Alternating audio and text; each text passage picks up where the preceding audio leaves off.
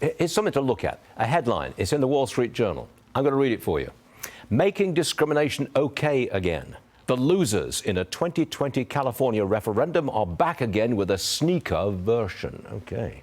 Bill McGurn wrote that. Bill McGurn joins me right now. Big open question, Bill. Is there bias against Asians in colleges and in the workplace today in America? Yeah, obviously. Look at the Supreme Court case on Harvard in North Carolina. They're basically limiting the number of Asians because of other races. That's a problem with race preferences. Sure. When you prefer one race, you're punishing another. Yep. And Asians all over the country have woken up to this. A great sleeping giant has been awakened, the Asian American community. They realize that these progressive DEI and affirmative action all aimed at them. Okay. What's going on in California? They're trying to bring back race preferences? Yes. In 2020, they tried a referendum to bring it back, put it in the Constitution. And it looked like it was going to sail to victory. They had like 15-1 spending advantage over the people who opposed race preferences. But it was defeated. 57% of Californians said no. And then the Harvard decision came out later, about affirmative action and admissions. You would think they would get the message, but they're back trying to get another referendum on the ballot that would end up in the Constitution. And they've just started the process. They have it approved in the House in California.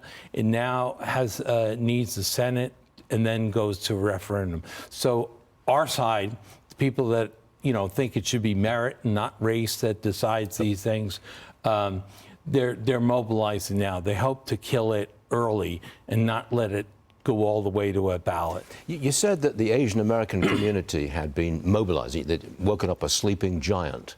What are they doing about this kind of activity, this kind of race preference? I think they're putting pressure on their politicians. I don't think they were very political in the past. Right. But, people, you start affecting their children's future. If my kid's not going to get into Yale because of her race, people take an interest. And I think they've realized it's not just in California. In Virginia, they had that school, Thomas Jefferson.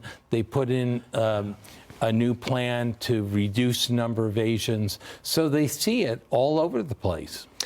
You and I have a strong connection to Hong Kong, very strong indeed, as a matter of fact. We both live there, we both have children from there. Now, I want to talk about Hong Kong's prominent activist and publisher, Jimmy Lai. He pleaded not guilty to 3 charges of sedition and collusion with foreign countries. He's on trial. There will be no jury. This gets me very worried, particularly for American business people who want to visit Hong Kong. Tell me more. Yeah, look, when Stalin put people on trial, he didn't say the Soviet Union's global financial capital.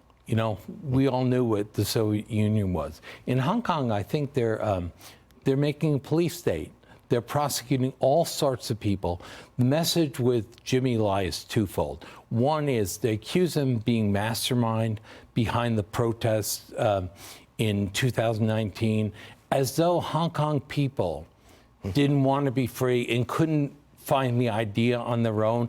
Everything that goes against the party is supposedly foreign influence. And in this trial, Jimmy Lai, the things that they're producing is, he tweeted this.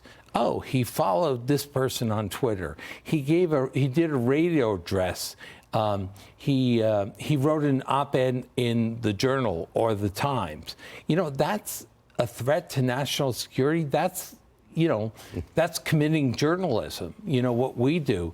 And I think people are seeing the weakness of, when you say he's a national security threat, you would think you'd uncover like a plot to blow up a police building or steal secure secrets and sell them. This is ridiculous. You and I remember Hong Kong in its heyday as a wonderful free enterprise place, and they've crushed it. Yes. That's a terrible thing.